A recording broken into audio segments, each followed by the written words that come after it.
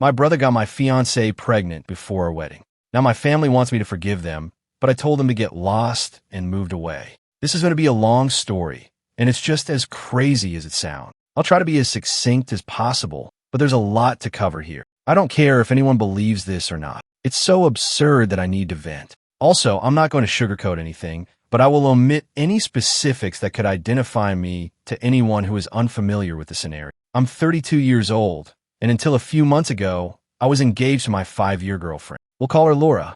My younger brother, Dave, is 29 and has always been the golden kid in our family. To truly grasp the gravy tie of this betrayal and why it has hit me so hard, I need to give you some background on my family and how we arrived at this. Growing up, Dave could do no wrong in our parents' eyes, whereas I was continually chastised and punished for minor infractions. This wasn't your average sibling rivalry or subtle favoritism. It was obvious and intense. Dave would break something, and I would be accused. He'd start a fight, and I'd get grounded. If we both got straight A's, he'd get a new Video game console, and I'd get a pat on the back and a reminder to keep it up. Our parents, Fred and Carol, were constantly making excuses for their action. Dave's younger, he needs more attention, or you're the older one, you should know better, or Dave's just more sensitive. We have to be careful with it. The relentless assault of false standards and gaslighting made me feel useless and despised in my own. As we grew older, the preference became more EVY. When I was accepted into a good college on a partial scholarship, my parents scarcely recognized. However, when Dave opted to attend community college, they gave him a La VYSH celebration and purchased him a car to travel in. Never mind that I had been biking 5 miles each way to my part-time job for several years. I moved out as quickly as possible to avoid the toxic environment. I supported myself through college by working 2 jobs and taking out loans.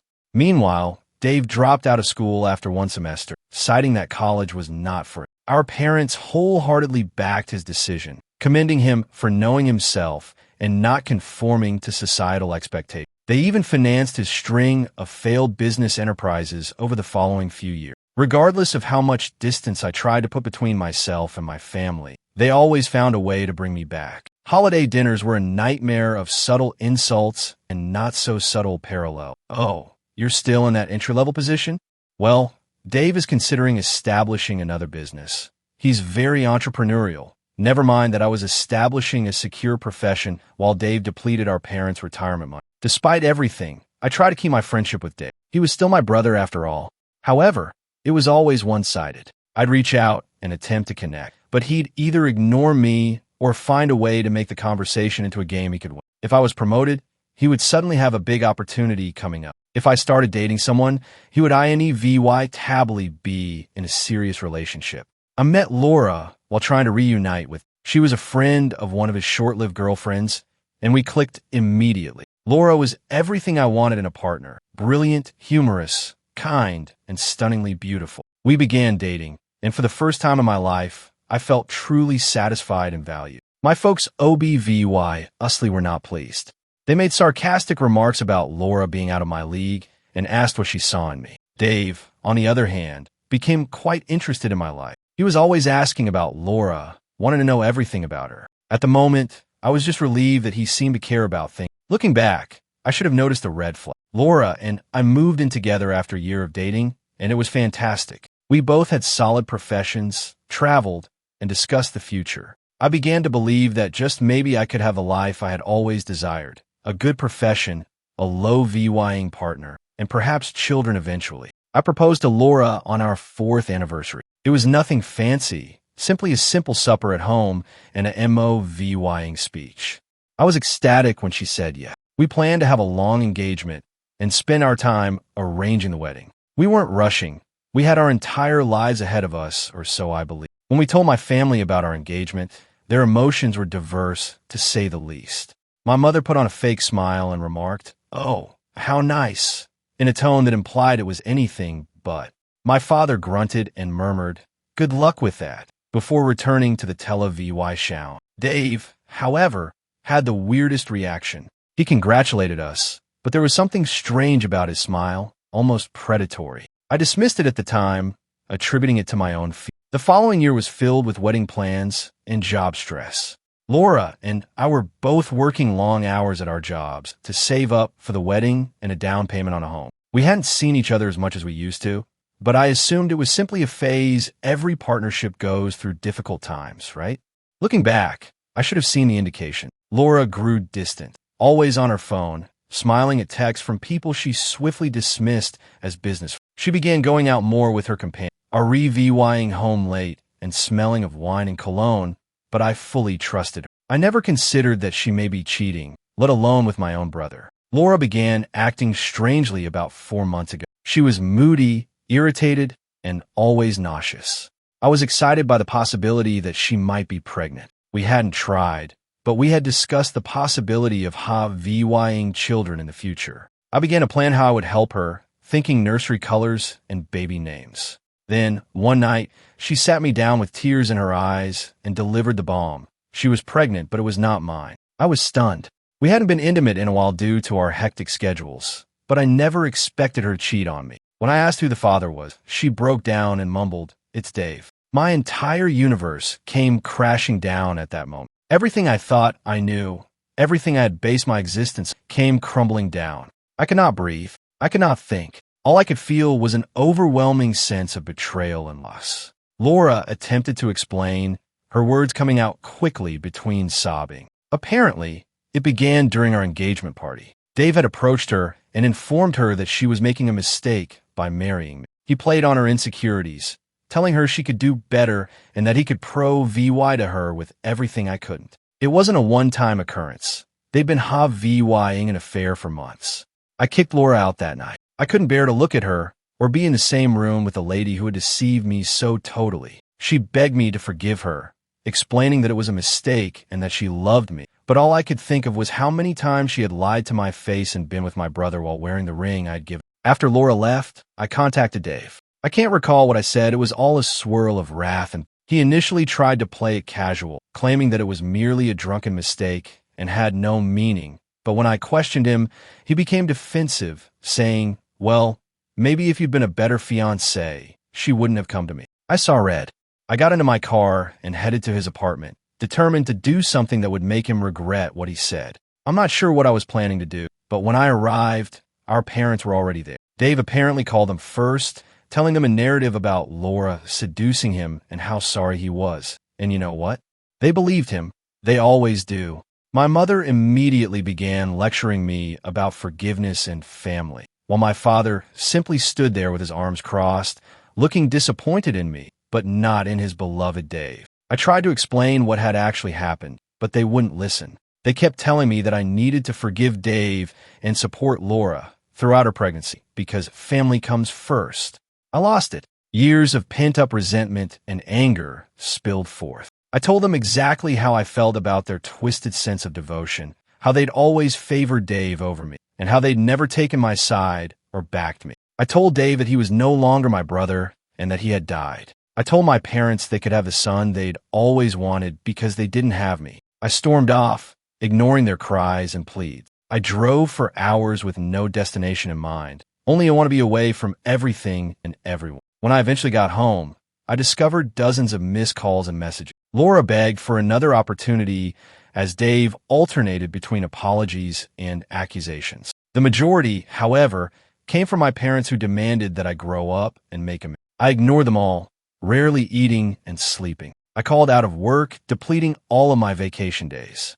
I couldn't face anyone and couldn't handle the prospect of explaining what had happened. I just sat in my apartment, citing every detail of my relationship with Laura and every interaction with Dave, trying to figure out where I went wrong. It has been 3 months now. I've relocated to a new apartment, changed my phone number, and begun treatment to deal with all of this, but my family will not give up. Despite my efforts to cut off communication, they continue to intrude in my life. They've begun showing up at my office, attempting to ambush me and push a reconciliation. My mother confronts me in the parking lot, wailing about how I'm ripping the family apart. My father left harsh voicemails telling me to man up and forgive Dave. Dave himself has attempted to approach me several times, but I've managed to dodge him thus. They've even dispatched flying monkeys disguised as extended family members to guilt trip me into forgiving Dave. Aunts, Uncles and cousins I haven't spoken to in years are suddenly calling, telling me how important family is and how I should let bygones be bygones.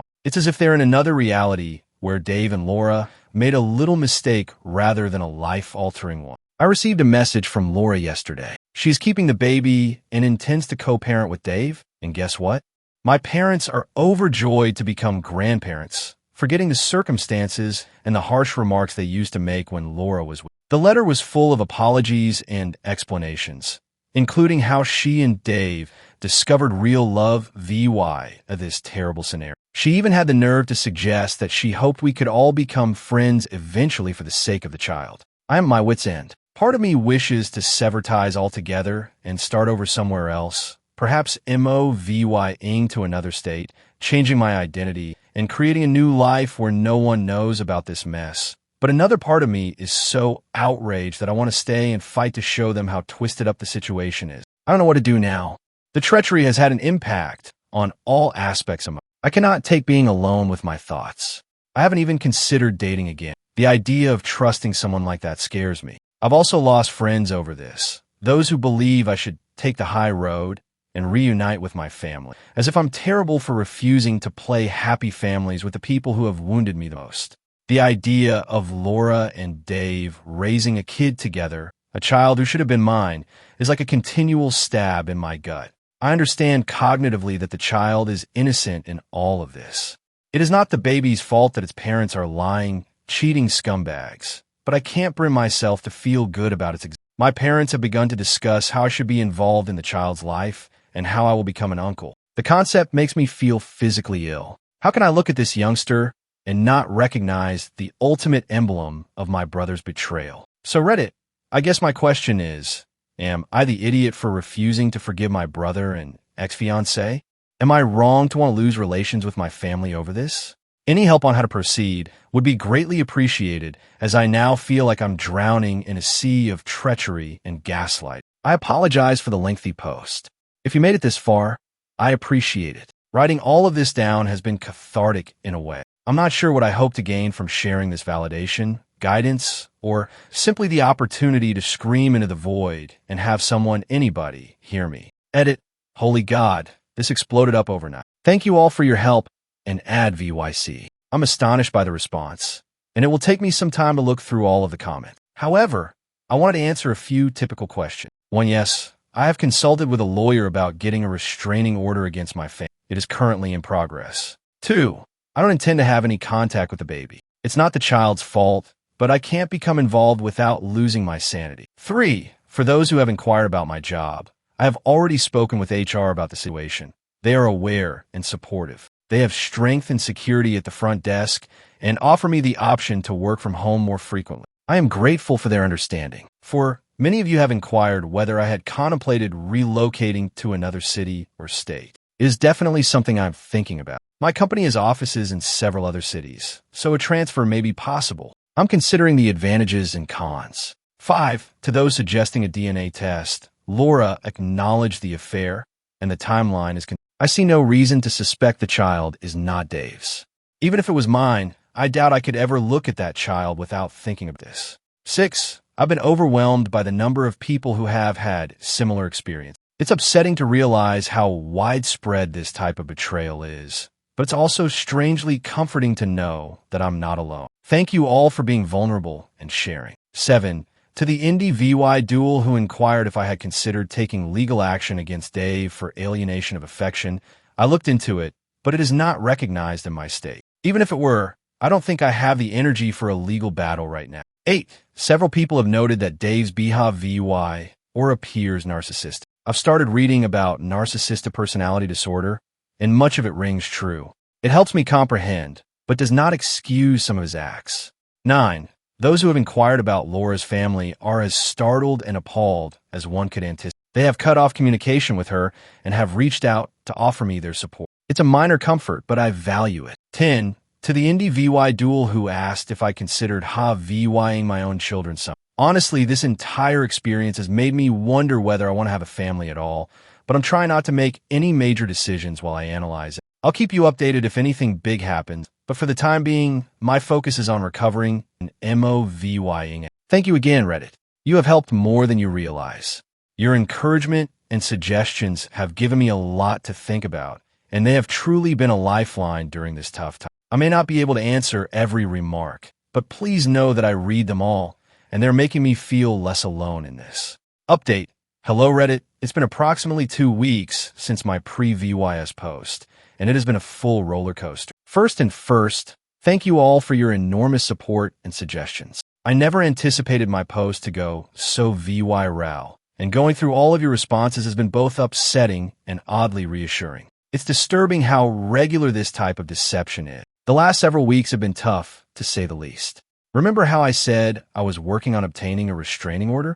That evolved into a huge ordeal. My lawyer filed the paperwork, and we had a hearing arranged. I assumed it would be simple given the proof and the ongoing harassment, but I was mistaken. My parents arrived at the court with their own lawyer, some fancy guy in an expensive suit who likely charges more per hour than I do. They attempted to portray me as the crazy one, claiming I was ripping the family apart over a simple misunderstanding, as if Dave had stumbled and fallen into my fiancée. Fortunately, the judge didn't buy it. She issued the restraining order against Dave and my parents, but only after my mother fell into tears in court and my father glared at me as if I had committed murder. The look on Dave's face, however, I swear if looks could kill, I would be dead. As we were VYing the courthouse, Dave attempted to approach me. My lawyer stepped in between us, reminding him of the newly issued restraining order. Dave merely scoffed and said this wasn't over, and I couldn't hide behind a piece of paper forever. I'd be lying if I claimed his words didn't shake me, but at the very least, I have some legal protection.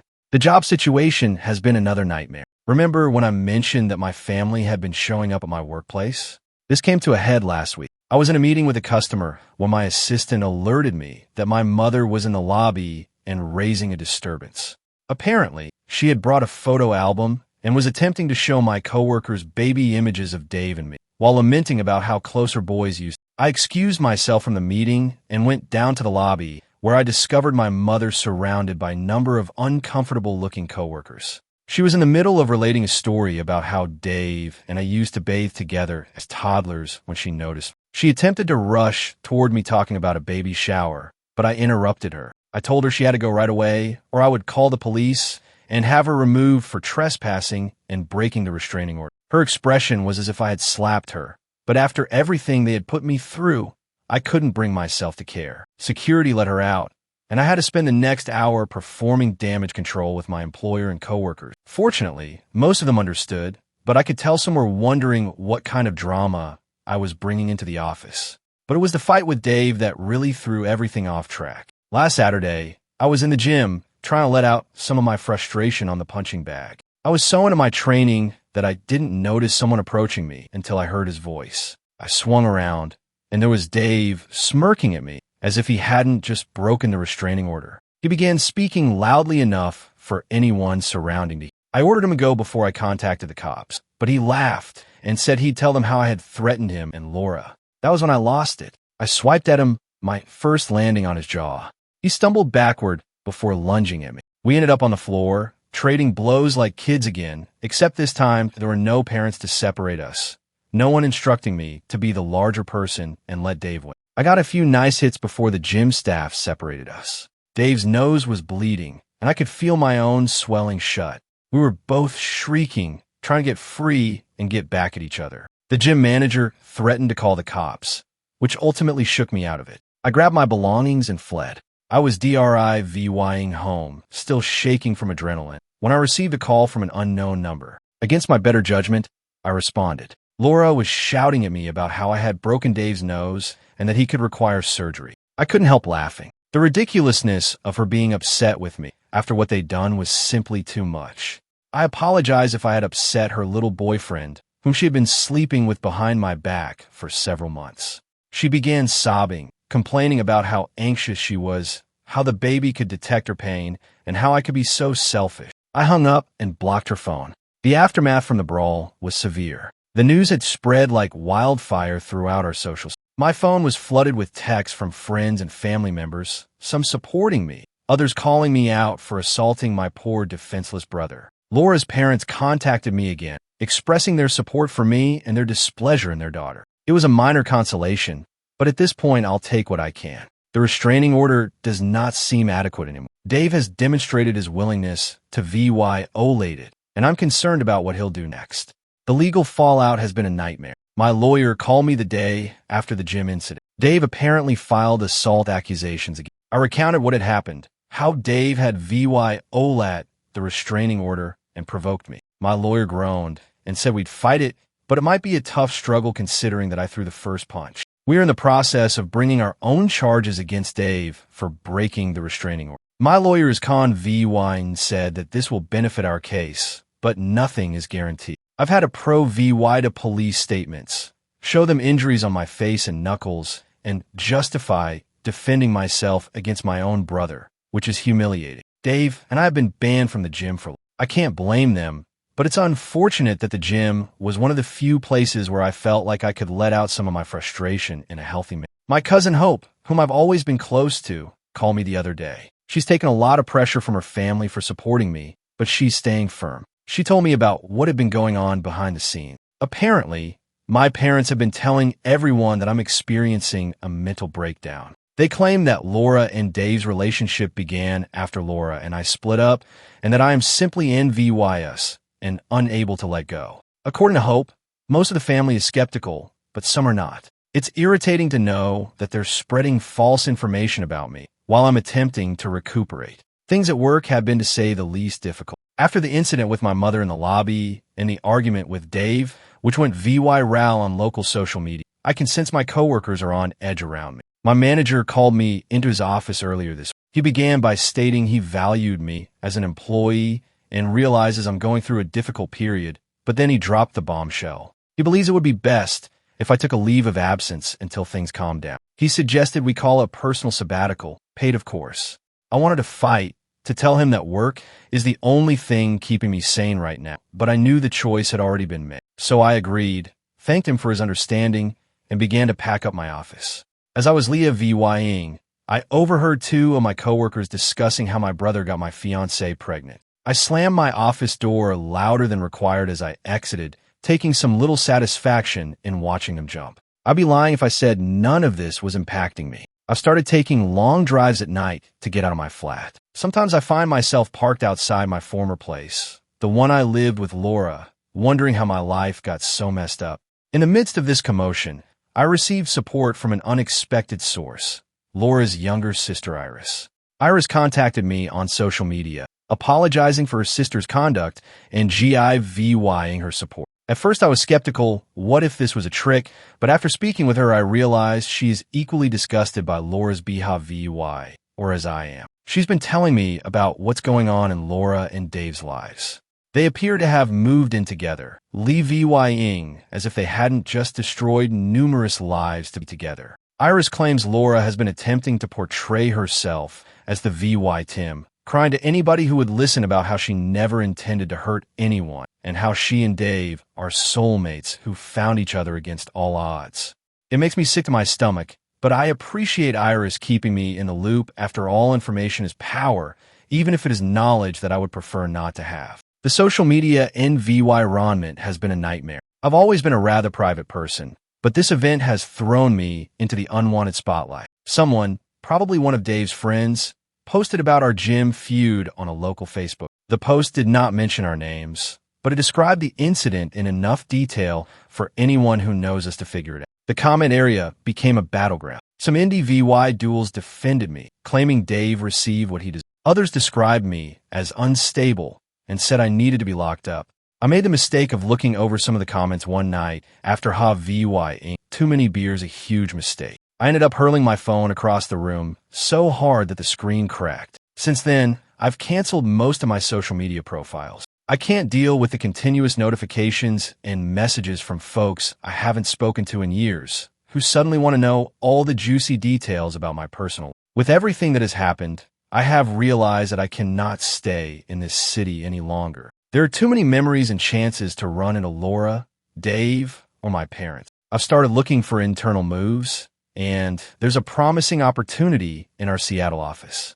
It's not ideal. I've never been a fan of continual rain, but at this point, I'd move to the moon to avoid all of this turmoil. I haven't made any final decisions yet. But the concept of a fresh start is becoming increasingly intriguing. New city, new apartment, new life, where no one recognizes me as the guy whose brother cheated on his fiancée. My folks have been unusually silent since the restraining order was granted. I'm waiting for the other shoe to drop for them to figure out a new method to force their way back into my life. Laura has been spreading the word about her pregnancy far and wide. Iris tells me she's been posting continuous updates on social media, ultrasound photographs, belly shots, and so on, with a message about how blessed she and Dave are and how thrilled they are to start their family. Each new piece of information feels like a fresh wound, triggering the pain just as I thought I was beginning to recover. So that is where things stand right now. 2 weeks ago, I believed my life couldn't possibly get any worse, yet it has. I'm still angry and wounded, but also weary. I'm tired of justifying myself. So Reddit, I suppose this is less of an update and more of I'm not sure cry into the void. I'm not sure what I'm asking for right now. Add VYC pity or a time machine that allows me to never introduce Laura to my brother. Whatever happens next, I will attempt to keep you all informed. Your encouragement has meant more to me than you can realize. It's nice to be reminded that there are still good indie VY duels, even when it feels like everything is full of betrayal and deceit. Final update. Hello Reddit. It's been a week since my pre-VYS update, and I'm here with what I expect to be my final post on this whole disaster. First and foremost, I'd like to thank everyone for their help and guidance throughout this journey. Your writings have been a lifeline in the worst times of my life. So where to start? A lot has happened in just 7 days, and I'm still trying to digest everything. I guess I'll start with the major news. I'm relocating. Yes, I took the risk and accepted a transfer to our Seattle office. It was not an easy decision, but after everything that had happened, I felt I needed a new start. The choice came following an especially difficult day last week. I just returned from another meeting with my lawyer regarding Dave's assault allegations when I saw a note in my mailbox. It came from Laura. I almost tossed it out before opening it, but curiosity got the best of me. Inside, there was an ultrasound image and a handwritten letter stating how pleased she and Dave were about their baby. She went on to say that she hoped I could find it in my heart to be pleased for them, and that the baby would be delighted to have its uncle. I saw red. Before I realized it, I grabbed my phone, unblocked Laura, and dialed her number. She picked up on the second ring. I simply let go. I informed her exactly how I felt about her, Dave, and their beautiful little family. I told her she was insane if she believed I'd ever want to do anything with that kid, and that she, Dave, and the baby could all go to hell. Wasn't my best moment, but I felt like I finally shouted everything I've been keeping back. That's when I realized I couldn't stay in this city anymore. That same night, I called my super VY and informed him that I wanted to transfer to Seattle. He was relieved, to be honest. I believe he was concerned about how all of this drama would affect the company. He promised to expedite the papers, and by the next morning, it was official. I had 2 weeks to collect my belongings and relocate across the nation. My family and social circle were quick to learn about my move. My folks, unsurprisingly, were outraged. They turned up at my place unexpectedly, again breaking the restraining order to try to talk me out of it. My mother was crying, accusing me of abandoning the family, and my father was furious, yelling at me for being selfish and immature. I didn't participate. I simply phoned the police and had them removed for breaking the restraining order. As they were let out, my mother yelled at me that I would regret it, that family was everything, and that I was wasting it. I immediately closed the door and returned to packing. Dave reacted differently. He didn't try to contact me directly, most likely due to the current legal difficulties, but he did write a lengthy message on social media about how some people can't handle seeing others happy and how he and Laura were rising above the hate to focus on their new family. It was definitely intended for me, as he attempted to portray himself as the VY10. I'll confess it stung to see how many people liked and commented in his favor, but I reminded myself that their opinion is meaningless because they don't know the truth. Laura's response was the most startling. After our phone talk, she contacted her sister Iris, who had been keeping me updated on Laura and Dave's situation, as you may recall.